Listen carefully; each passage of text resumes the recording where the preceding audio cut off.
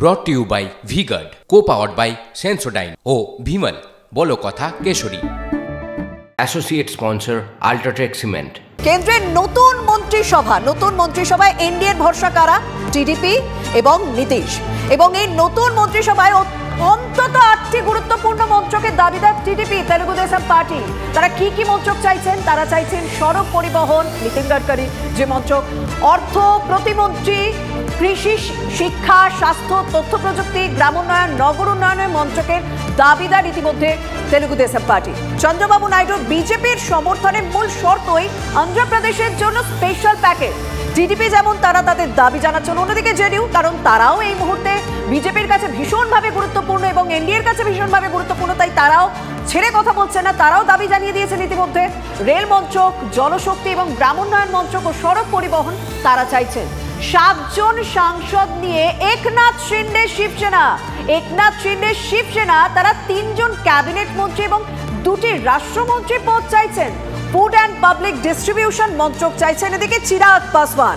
কৃষি মন্ত্রকের দাবি জেডিএস এর কুমারস্বামী। শরিকি দায়বদ্ধতার কারণেই বাংলায় সর্বাধিক 2 জনের বেশি মন্ত্রী হওয়ার সম্ভাবনা এই মুহূর্তে কম, কারণ এনডিএ যারা শরিক রয়েছেন তাই প্রত্যেকেরই মন জুগিয়ে চলতে হবে বিজেপিকে। তাই প্রত্যেকের অধিকারটা বুঝে নিতে চাইছেন, প্রত্যেকের দাবিটা চাইছেন। এবার কতটা দাবি পূরণ হয় সেদিকে তো অবশ্যই নজর থাকছে। আর প্রত্যেকের দাবি মেটাতে গেলে বাংলা থেকে সর্বাধিক 2 জন মন্ত্রী হতে পারেন। আর শরিকে যে দাবি রয়েছে এই মন্ত্রক বন্টন নিয়ে, তা তো মেটাতে হবে, কারণ চূড়ান্ত তৎপরতা ইতিমধ্যেই শুরু করে দিয়েছে বিজেপি শীর্ষ নেতৃত্ব। প্রত্যেকের মন বজায় রাখতে হবে, প্রত্যেকের মন রাখতে হবে। জেপি নাড্ডার বাড়িতে বিজেপির উচ্চ পর্যায়ের বৈঠকে উপস্থিত অমিত শাহ, রাজনাথ সিং। আর সূত্রে খবর, শরিক দলগুলির মন্ত্রিত্বের দাবি নিয়ে এই বৈঠক হচ্ছে। শরিকদের সঙ্গে আলোচনার জন্য অমিত শাহ, রাজনাথ সিং এবং জেপি নাড্ডাকে দায়িত্ব দিয়েছেন নরেন্দ্র মোদী।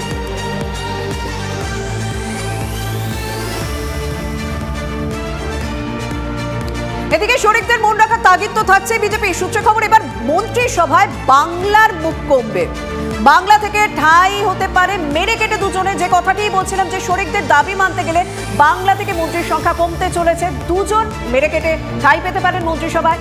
উত্তরবঙ্গ সেন্টিমেন্ট মাথায় রাখতেই হবে বিজেপিকে।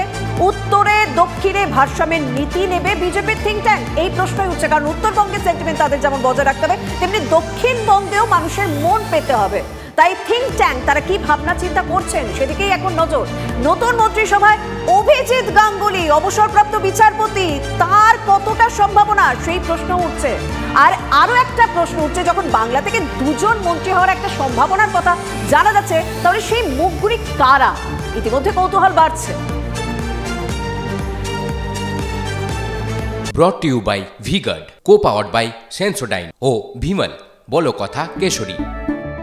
Associate sponsor UltraTech cement.